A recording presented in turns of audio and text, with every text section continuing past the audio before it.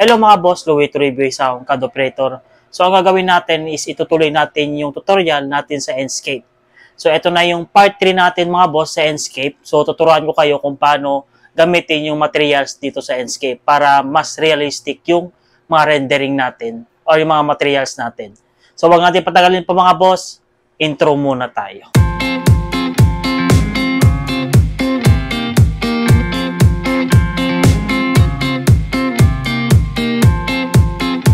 So, simulan natin mga boss, itutuloy natin yung tutorial natin sa Enscape. So, natapos na natin yung part 1, part 2, ito na yung part 3 natin.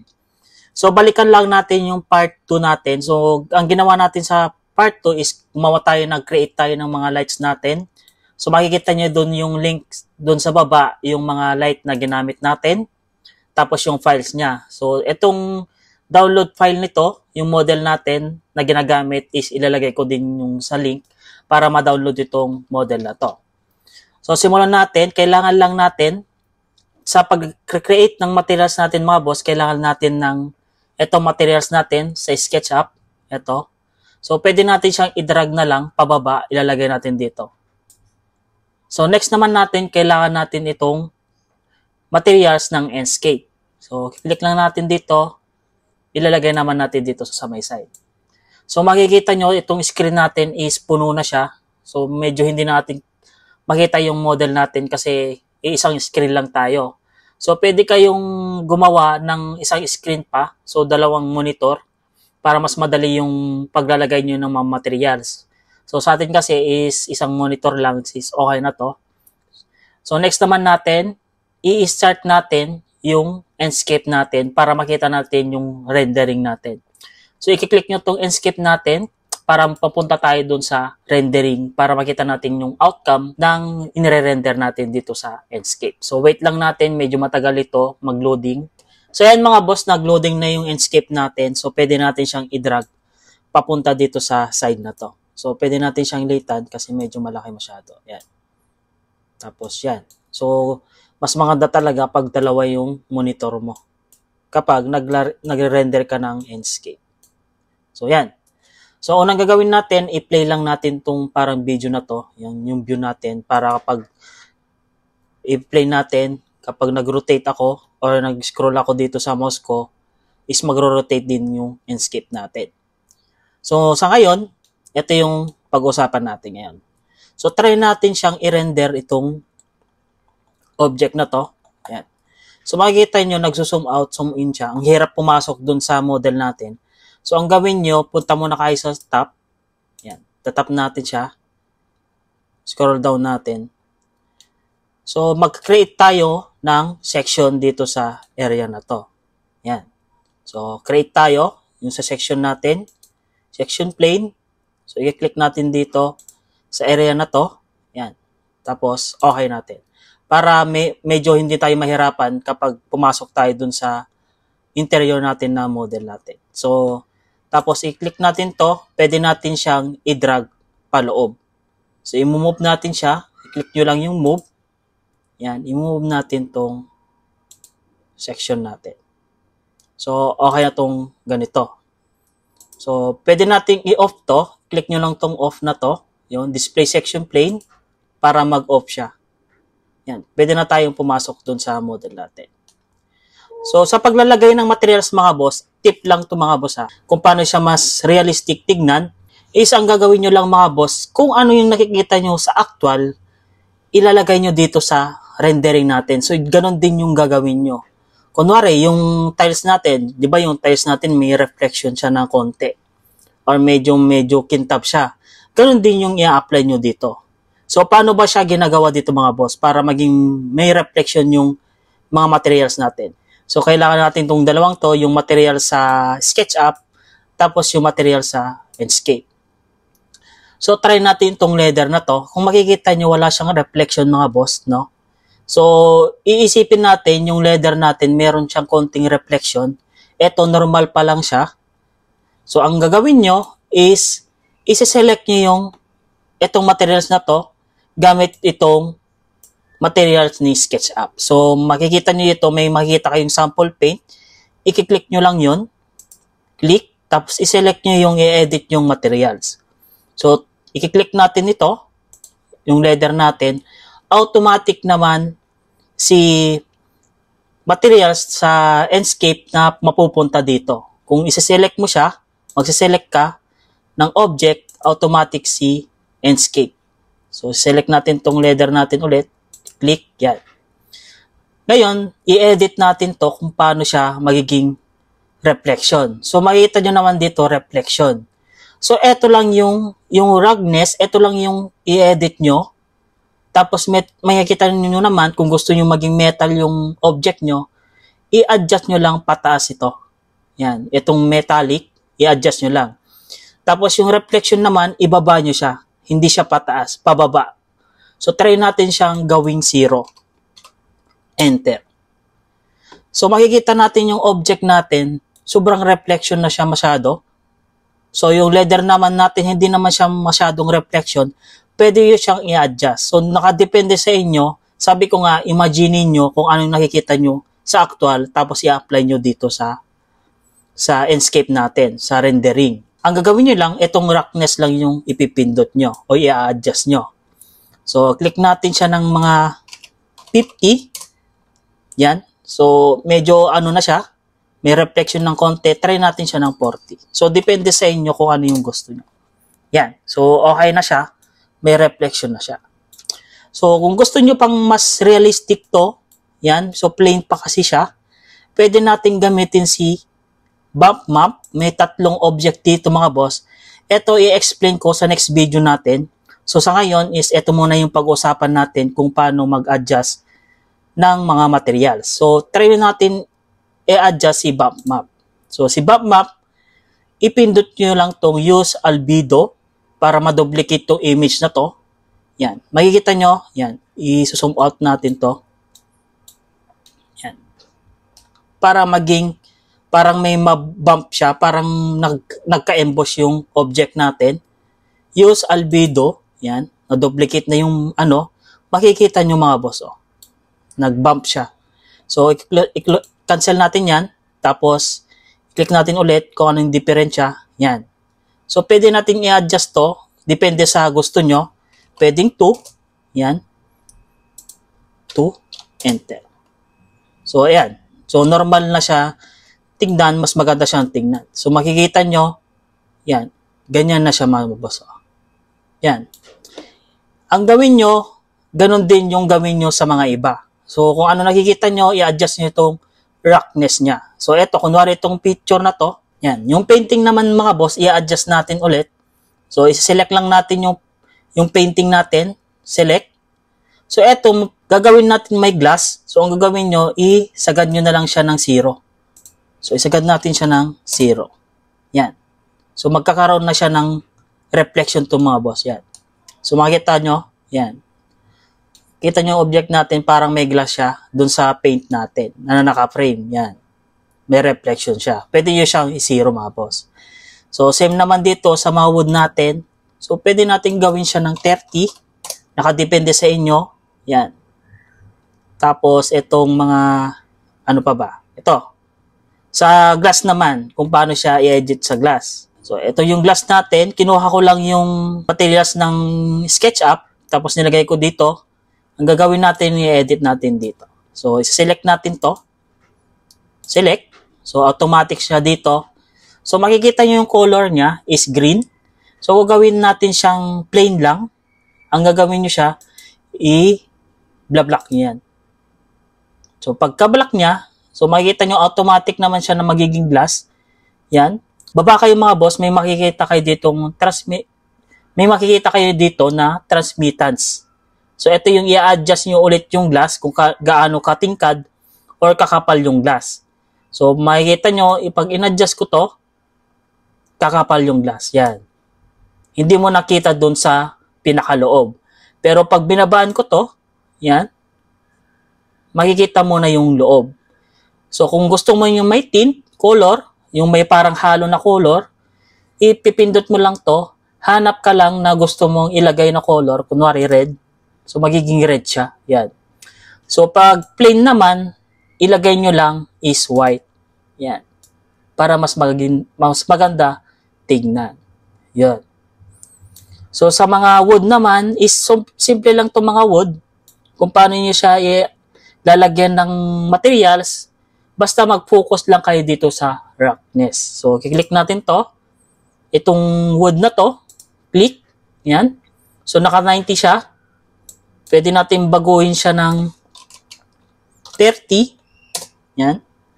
So, makikita nyo, meron na siyang reflection na konti. Yan. Nag-reflect na siya. Yan. So, i-adjust natin siya ng 90 kanina.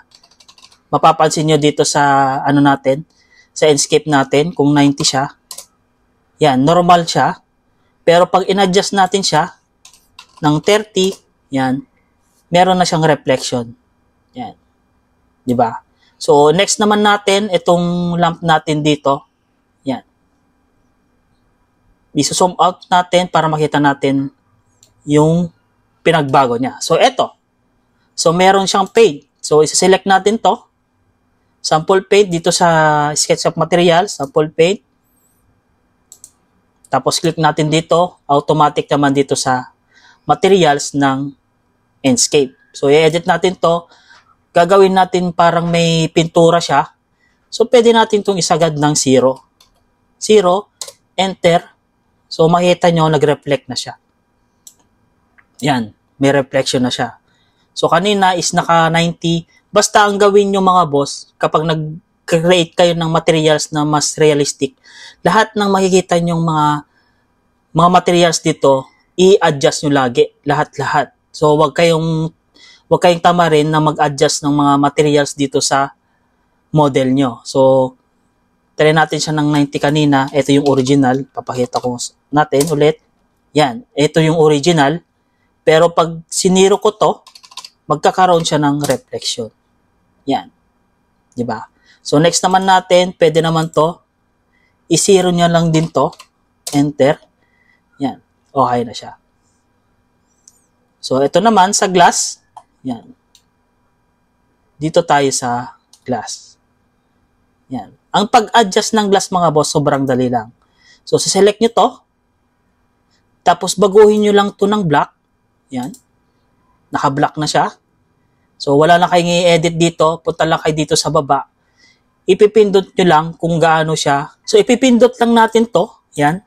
So, napindot na natin. Napalitan natin ng black dito. Yan. Punta kayo sa baba. I-adjust nyo tong opacity. So, pwede natin siyang, kung kunwari hindi nyo kita dun sa labas, na kung hindi nyo gusto makita sa labas, pwede nyo siyang i-adjust na ganyan. Pwede naman i-adjust ng ganito. So, yung reflection identification, kung gusto nyo i-adjust ng ganito. Ito. So, i-adjust lang natin konti para makita natin yung loob kung may reflection dun sa loob. So, yan. So, makikita nyo dun is may reflection dun sa loob. Pag in-adjust ko to, yan, kakapal siya, makikita mo na yung tingkad dun sa loob mga boss. Pero, kapag in-adjust ko pababa, yan, makikita mo naman yung reflection doon sa loob ng konti, tapos kita doon sa labas. Yan. Ganun lang ka-easy yung pag-reflection ng glass. So, dapat, kung clear na glass lang, is black to, tapos white to. So, kunwari gusto nyo lagyan ng tin, is pwede kayong pumili dito ng yellow, magiging yellow yung glass nyo. Pero sa atin is clear lang siya na black or clear lang. Yan. Pwede nang ganyan. Yan. So, next naman natin, i-adjust natin to. Ito. Kasi ano to tela to mga boss eh. So, i-select natin ulit. So, pwede natin siyang ilagay ng mga 90 lang or 50. Pwede natin yung 50. Yan. 50 lang para normal siya. So, meron siyang reflection na konti. So, yung mga ganito naman na tela, wala naman masyadong reflection. Pwede natin siyang gawin 60. So, okay na yan. So, gagamit tayo ng map na image. So, para may copy yung image na to, use albedo. Click nyo lang yon. Tapos yon. Makikita nyo mas okay na konti kaysa kanina. Yan. Tapos, i-rotate lang natin to. Lalagyan pa natin yung iba. So, dito tayo. Dito. Ito. So, ito, makikita nyo. Yan. So, wala siya na reflection. Lalagyan natin ulit. I-select natin yung materials. Yan, andito na siya. Pwede natin adjust ulit ng mga 30. Yan. Ayan, makikita nyo may reflection na siya. Pwede naman siya ng 10. Yan, nag-reflect na siya. Ito, lalagyan din natin siya. Yan. So, ito lang yung laruin yung mga boss. Huwag nyo munang ipindot yung mga ibang mga icons dito. Ito lang naman. Yan. Tapos, 20. 10. Lagyan natin ng 10. Yan, nag-reflect na siya. So, tingnan natin. Yan. Diba, may reflection na siya mga boss. Yan. Mas maganda na siya tingnan compare kanina. So, hanggang ulit-ulitin nyo lang lahat ng materials dito is lagyan nyo na din. Yan. So, try natin sa kusina. Ito. So, ito kasi may reflection na siya. Yan. Yan, may reflection na siya. Pwede nating adjust ulit kung gaano yung katingkad niya. Yan. Pwede nating gawin na ano lang. Mga 10 lang. Yan. Or 20. 20. Yan. Mas okay na siya tingnan. Tapos yung tiles natin dito, yan. So may reflection na konti. So kung itong tiles na to, isi-select nyo lang yung tiles. Click. Tapos pwede natin i-adjust ng mga 10. 10 natin siya. Yan. Medyo may reflection na siya. Yan. Yan. May reflection na siya. Isusum natin siya. Ipi-play natin dito. Yan. May reflection na siya ng konti. So, itong mga to, yung mga glass or mga baso natin dito, so, isi-select natin isa-isa kasi iba-ibang kulay itong mga glass natin dito eh. So, isi-select natin itong mga baso natin, gagawin natin ng reflection. So, makikita nyo, iba-iba yung kulay niya. So, ang gagawin nyo, isa-isahin nyo talagang ano yun yan, palitan. So, pwede natin siya palitan ng 10. Enter. Yan. Tapos, ito, palitan natin ng 10. Basta lahat ng makita nyo yung materials na palitan nyo, tingnan nyo, may reflection na siya. Yan o. So, ito wala. Ito, pero ito meron na. So, isa-select mo ulit to. Lagyan mo ng 10. So, ayan, nag-reflection na siya. So, isa-isahin natin lahat. Select natin to. Itong yellow naman. 10. Yan. Ito. 10 ulit. Tapos, ano pa ba ito? Orange. So, lalagyan natin ng 10. So, yan. Okay na. Tapos, yung tiles natin, ito, gawin natin siyang mga 20. Yan. Para may reflection din yung tiles natin. Dito sa may wall natin. So, ito din. Yan, walang reflection. Lalagyan din natin ng reflection to. So, ito medyo glossy siya. Gawin natin 0. Yan, makikita nyo mga boss. Yan, meron na siyang Or gawin natin 5. Depende sa inyo kung ano yung gusto nyo. Yan, okay na yan. So, next naman natin, dito sa may, yan. Ito mga tablespoon. Ito kasi na siya, set na siya eh. So, isa-select natin ulit to. Yan. Babaguhin natin siya. Gawin natin 0. Yan. So, ilalagay lang natin siya ng white. Yan. Or gray na lang. Yan. Dark, light gray. Yan. Tapos, kung gusto nyo maging metal siya, yan, naka-0 naman na siya, i-adjust nyo tong metallic para magiging metal yung object natin. So, click lang natin. So, ayan. Gawin natin siya ng 80. Yan. Magiging metal na yung object natin. So, yan. Naging metal na siya. So, lahat na makita yung materials dito, i-adjust nyo na lang mga boss. So, ano pa bang i-adjust natin dito? Tapos itong tiles natin. So, may reflection siya. Click natin to. Pwede natin gawing 10. Yan. Okay na yung 10 na reflection ng tiles natin. So, itong wood naman, yan. I-select natin, gawin natin siyang 10. So, yan. So, hindi natin makita or 100 kasi ito, 10 lang. Yan. Nag-reflect na siya. So, select natin ulit itong tiles na to. Yan. Okay na siya. So, i-rotate natin siya para makita niyo yung reflection. Yan. Makikita nyo may reflection yung wood natin. So, pag 90 yan, wala siyang reflection. Yan, 90. So, ayan, wala siyang reflection masyado. Yan. Para maging mas reflection pa, para makita yung reflection ng wood natin, ilagay lang natin ng 10. Yan, okay na yan. So, next naman natin, ano pa ba yung i-adjust natin dito? So, kayo na lang mag-adjust lahat to. Tapos, pwede nyo siyang i-render mga boss kung gusto nyo siyang i-render. So, itong file naman na to is ilalagay ko dun sa link. So, maghanap pa tayo ng iba. Yan. Dito naman tayo. Yan. Itong mga naka-display dito mga boss yan. So, ilalagay lang natin dito. Ito. Itong naka-display dito mga boss. So, natin. Yan. Itong naka-display to. Makikita nyo, wala siyang reflection. So, mababasagin to. So, select lang natin to. Select. So, mababasagin. So, may reflection siya. Gawin natin dito sa roughness ulit. So, isa-select natin to. Yan. Select natin tong object na to. So, babasagin siya. Wala siyang reflection dito. Lalagyan natin ng reflection para maging totoo siya. Gawin natin 5 or depende sa inyo. Yung 5 okay na siya. Oh, may reflection na siya. Yan. So, next naman natin. So, ganun lang gawin nyo. Kung basic pa lang kayo sa Enscape or sa rendering, ito lang yung pipindutin nyo lagi.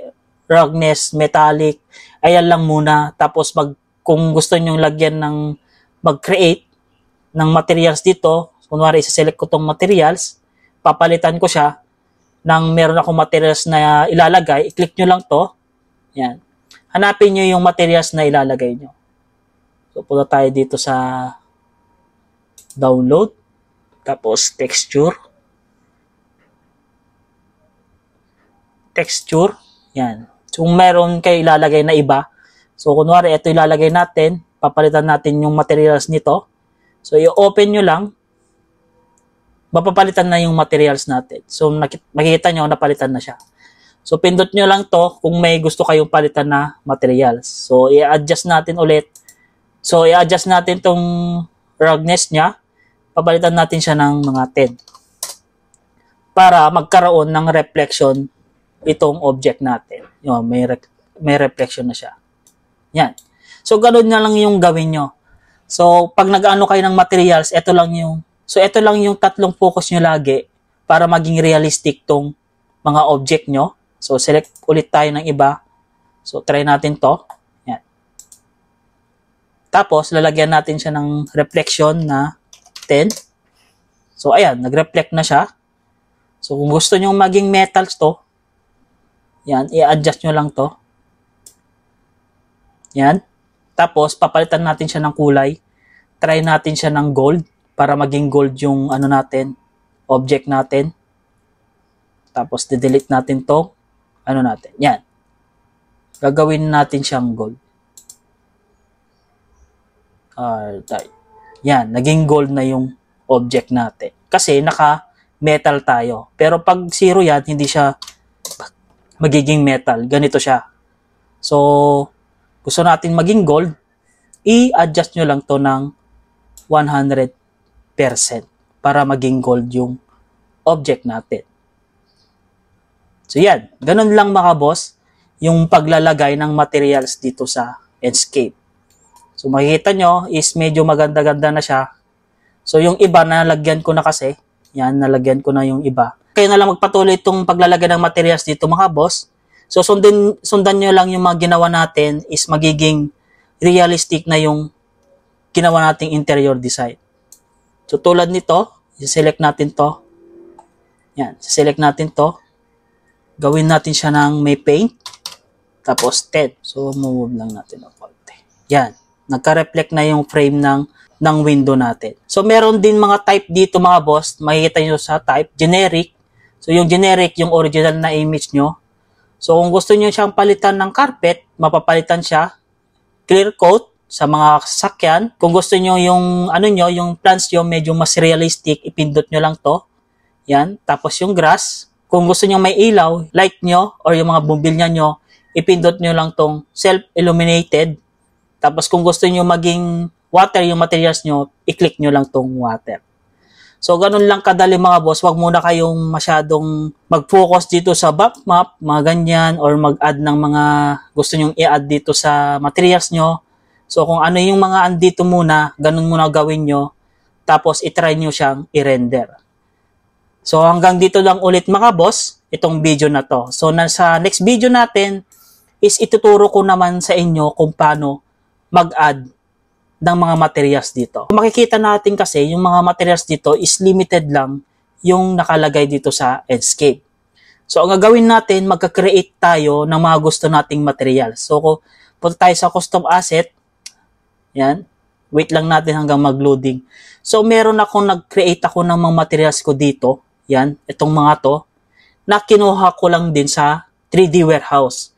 So, paano natin siya magagawa or mag-a-add dito sa Enscape.